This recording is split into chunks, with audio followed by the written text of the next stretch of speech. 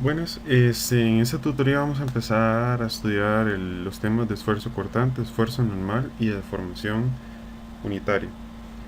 Vamos a empezar con este primer problema que dice que tenemos un miembro inclinado AB que está calzado o en una área transversal de 4 por 6 en la barra inferior, la que dice grain.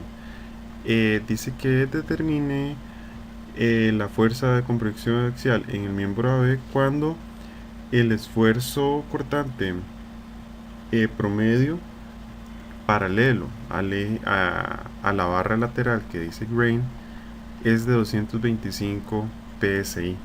Entonces, esta área de 4 por 6 pulgadas eh, es el área que soporta todo, todo el esfuerzo o toda la fuerza que genera la barra B por la fuerza P. Entonces, ese es el área de la que les estoy hablando. Ese es el área que soporta la fuerza P, que por reacción la genera la fuerza P, ¿cierto? Entonces, tenemos que esa área transversal, bueno, esa área más bien axial, si se puede decir, es de 4 por 5 pulgadas. Y en este momento está soportando un esfuerzo cortante de 225 psi. Esa es el área a la que les estoy hablando, que sería 4 por 5 pulgadas. Entonces, si analizamos este nodo, si se puede decir, un nodo Q, vamos a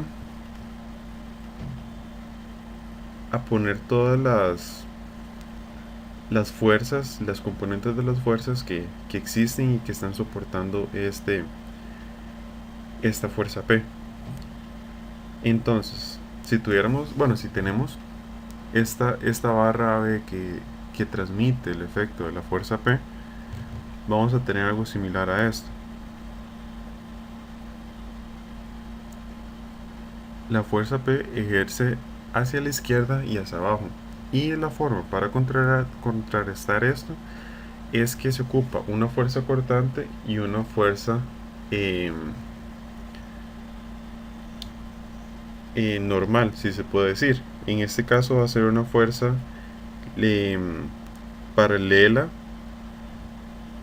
al eje horizontal y una paralela al eje vertical. Pero la que nos importa es esta fuerza V, que es la que está en bajo cortante, o la que me soporta el esfuerzo cortante a esta área.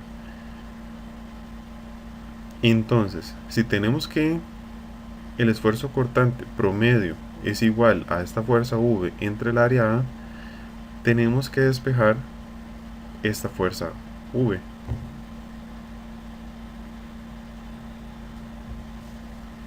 Como antes les decía, esta área es igual a 4 pulgadas por 5 pulgadas, lo cual da como resultado 20 pulgadas cuadradas.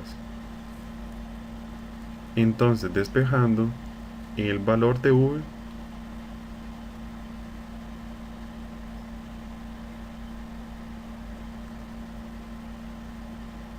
tenemos que este valor es de 4500 libras fuerza. Entonces ya tenemos la fuerza que me contrarresta el valor de P o la componente de P en el eje horizontal.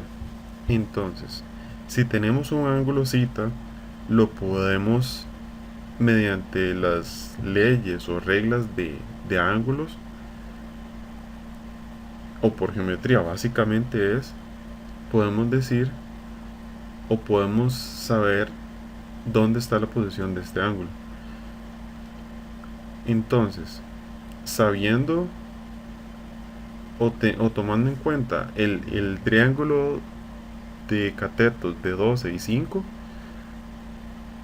vamos a tener que la hipotenusa es de 13. Entonces, describiendo este triángulo mediante senos y cosenos, tenemos que el coseno de cita es igual a 12 entre 13 y el seno de cita es 5 entre 13.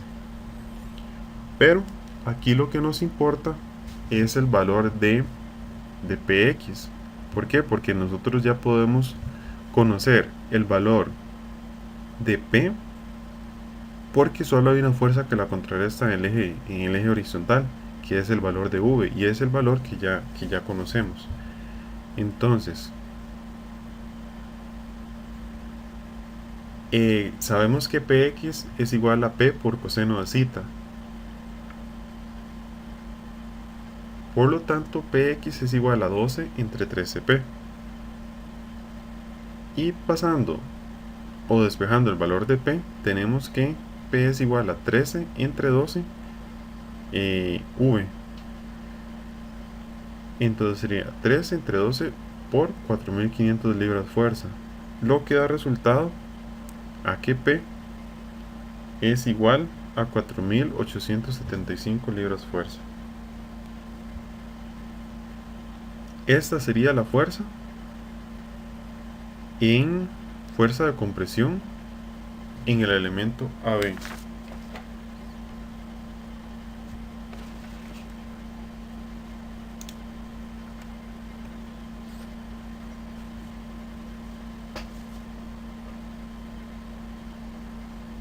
Ok, ahora tenemos este segundo problema, el cual dice que una placa de acero rígida A está soportada por 3 varillas como se muestra en la figura. No hay tensión en las varillas antes de aplicar la carga P. Después de aplicar la carga P, la deformación axial en la varilla DE es de 800 micropulgadas entre pulgada. Entonces nos piden determinar la deformación axial en las varillas BC y luego la deformación axial de las varillas BC si hay una holgura de 0,006 pulgadas en las conexiones entre la placa y el vástago BC antes de aplicar la carga.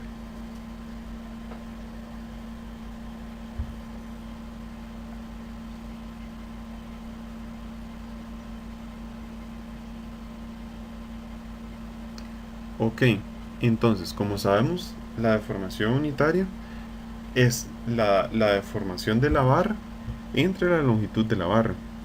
Tenemos que la deformación de la barra central de E es de 800 micropulgadas por pulgada.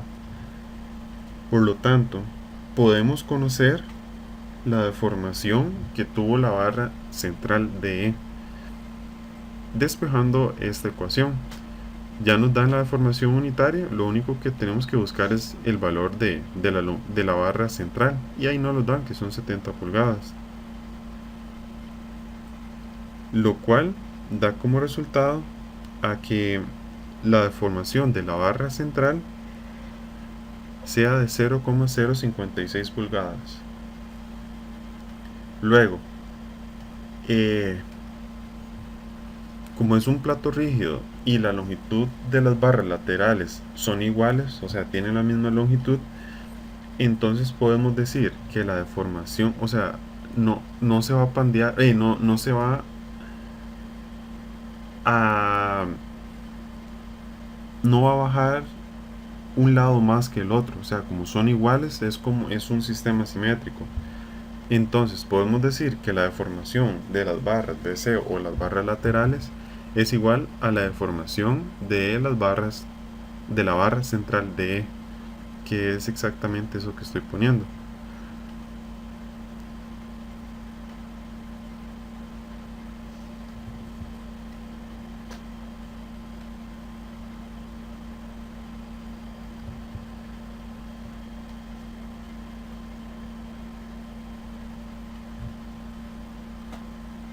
Por lo tanto, podemos calcular la deformación unitaria de las barras BC o de las barras laterales. Entonces, esto se calcula como 0,056 pulgadas, que sería la deformación de las barras laterales, entre la longitud de las barras laterales, que sería 40 pulgadas. Esto da 1400 micropulgadas por pulgada. Esta sería la deformación unitaria de las barras laterales. Ahora dice ¿Qué pasa si hay una holgura entre las barras laterales? Eh, entonces, de igual forma nos piden el valor de la deformación unitaria de las barras laterales. Pero, ¿qué significa esto? De que primero se empieza a estirar la barra central y después de que baja 0,006 pulgadas, empiezan a funcionar las otras dos eh, barras, las barras pequeñas o las barras laterales. Aquí estoy haciendo como un dibujo para que quede un poco más claro. Entonces me toma un minuto, creo, de construirlo.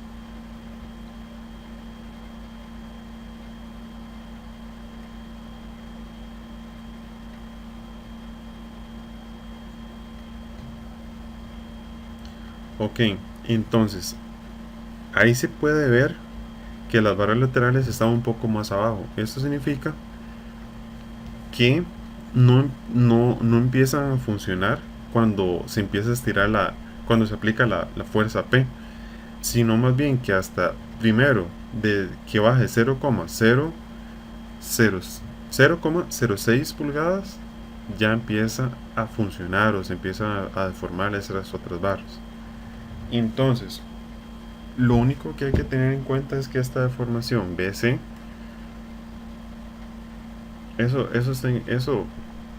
esa palabra holgura, ahí no, en realidad no va. Ahorita ya la corrijo, ya la borro. Exacto.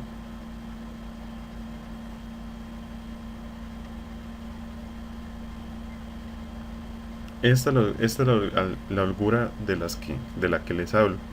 Entonces, esta deformación BC o de las barras laterales es igual a es solamente hacer una resta, 0,056 menos la holgura. Entonces, ya conociendo esto, ya podemos decir que la deformación unitaria en las barras laterales o las barras BC es igual a la deformación de las barras BC entre la longitud de las barras BC. Y esto sería 0,05 pulgadas entre 40 pulgadas. Por lo tanto, la deformación unitaria es de 1250 micropulgadas entre pulgadas. Vamos con el tercer problema. Dice que un cilindro circular presurizado tiene una placa sellada con pernos de acero. La presión P del gas en el cilindro es de 290 psi, el diámetro interior D del cilindro es de 10 pulgadas y el diámetro dB de los pernos es de 0,5 pulgadas. Nos dicen que si la tensión de tracción permisible en los pernos es de 10.000 psi, nos piden encontrar el número n de pernos necesarios para sujetar la cubierta. Entonces, aquí lo que pasa es de que la presión lo que quiere es como destapar el cilindro, ¿verdad? O la tapa. Entonces lo que hay que hacer es calcular cuántos pernos necesito para soportar esta fuerza o esta presión de 290 psi. Entonces, tenemos que la presión es de 290 psi. La voy a denominar con una P con una raya cruzada, 290 psi. Luego tenemos que el diámetro del cilindro interior es de 10 pulgadas. El diámetro de los pernos es de 0,5 pulgadas.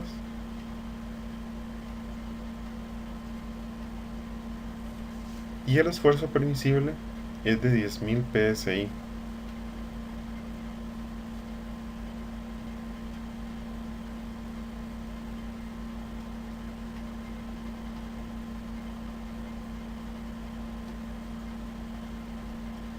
Entonces, la fuerza que me genera esta presión la vamos a denominar F.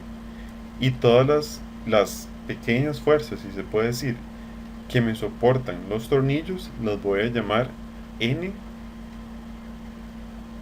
por QB, B de perno, bueno, en volt, y luego N, que es la cantidad de pernos que tenemos. Entonces, sabemos que esta presión es igual a la fuerza entre área, ¿cierto? Porque de esta manera es que se transmite la fuerza hacia la tapa de ese cilindro. Entonces vamos a tener que F es igual a 290 psi por el área. Y el área de esta tapa es la que cubre el diámetro de 10 pulgadas.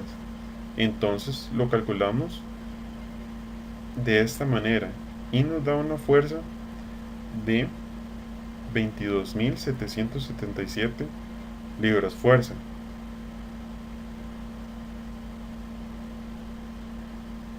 Ahora bien, el tornillo está sujeto a la fuerza QB, que es la que nos soporta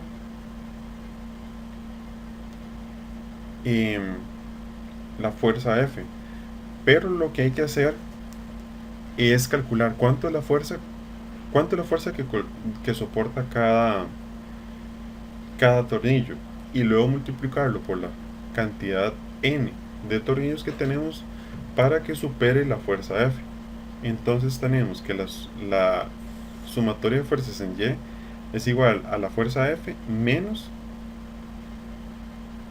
n por QB igual a 0. Aquí cuando lo estaba desarrollando tuve un problema. Bueno, no tuve un problema, solamente me despisté, pero en realidad n, si ustedes lo despejan de manera correcta, es igual a F entre QB y no QB entre F, como lo puse. Igual ya ahorita ya lo corrijo para que no piensen que esté malo. Entonces, como tenemos que el esfuerzo permisible en el perno, atracción o en tensión es de 10.000 psi y sabemos que el diámetro de los pernos es de 0,5 pulgadas, vamos a tener que la fuerza QB que soporta cada perno, que puede soportar cada perno, es de 1963,5 libras fuerza. Ahí no lo dejé expresado, pero el QB es de 1963,5 libras fuerza. Entonces, calculando el valor de la cantidad de tornillos, sería 22.777 entre 1963,5 libras fuerza. Y esto nos da alrededor de 11,6 tornillos. Por lo tanto, se tienen que usar mínimo 12 tornillos o más para soportar esta fuerza.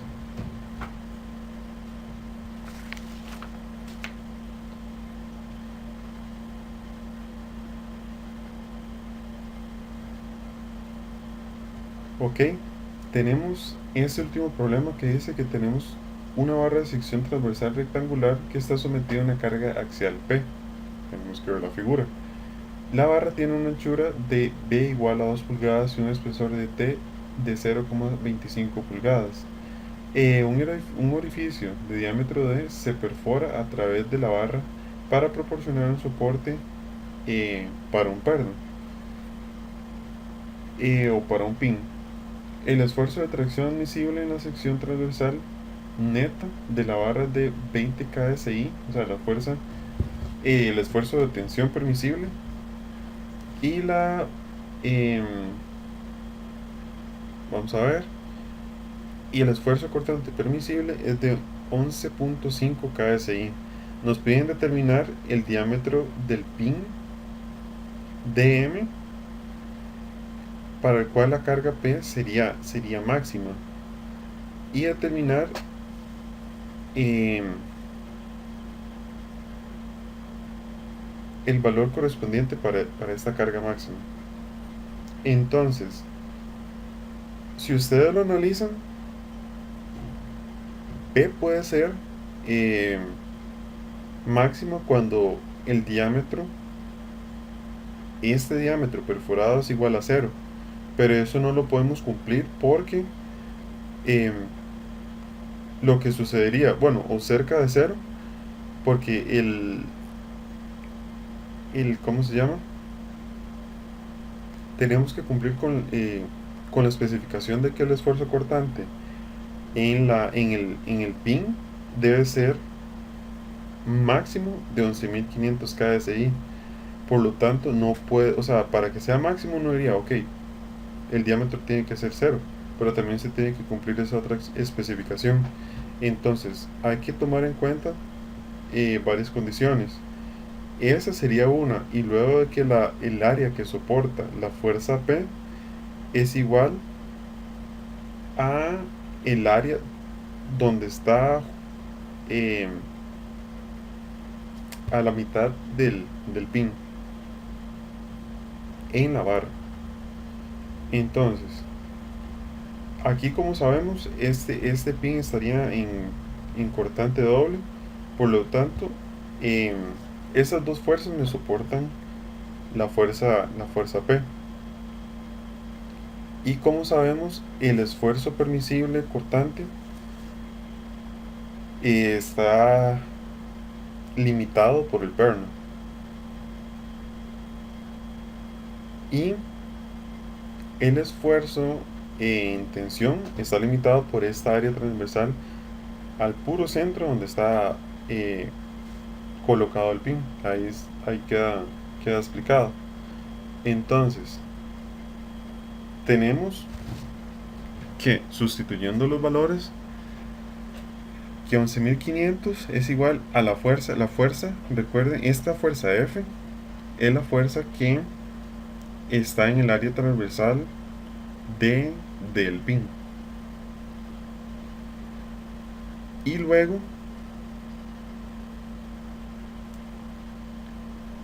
bueno, ahí fue que lo transcribí mal, pero tengan en cuenta que es B menos D.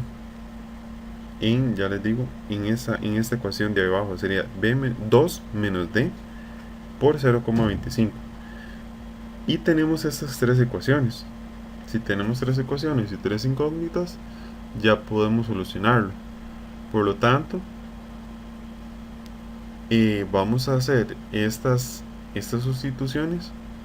La primera sí queda igual o normal, o sea, no se le hace ningún cambio. Pero en la segunda vamos a cambiar a P como 2F.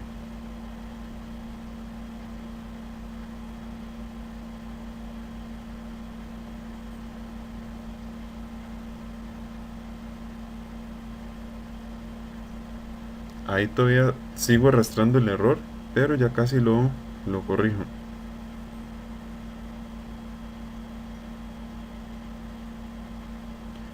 Entonces, ya pasando los valores despejando las ecuaciones de manera algebraica, ves, ahí ya cambié por el valor de solamente fue que tuve ese error. Entonces, despejando las ecuaciones de manera algebraica, podemos igualar los dos valores de f. Y al igualar los dos valores de f, vamos a tener que el valor d puede tomar dos valores, de 0,6184 pulgadas o menos 0,8952 pulgadas. Claramente este valor negativo no es válido, porque un diámetro no puede ser negativo. Entonces tenemos primero que el diámetro del pin o el diámetro perforado tiene que ser de 0,6184 pulgadas. Y ahora debemos calcular cuánto es la máxima carga P que puede ser soportada. Si ustedes lo ven, bueno, ahorita ya lo corrijo.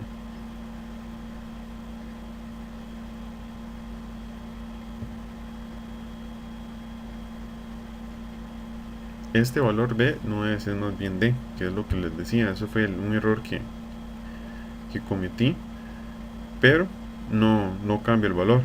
Entonces tenemos que sería 2 menos D, que sería 0,6184 por 0,25. Y esto resulta en que la fuerza es de 6.908 libras fuerza.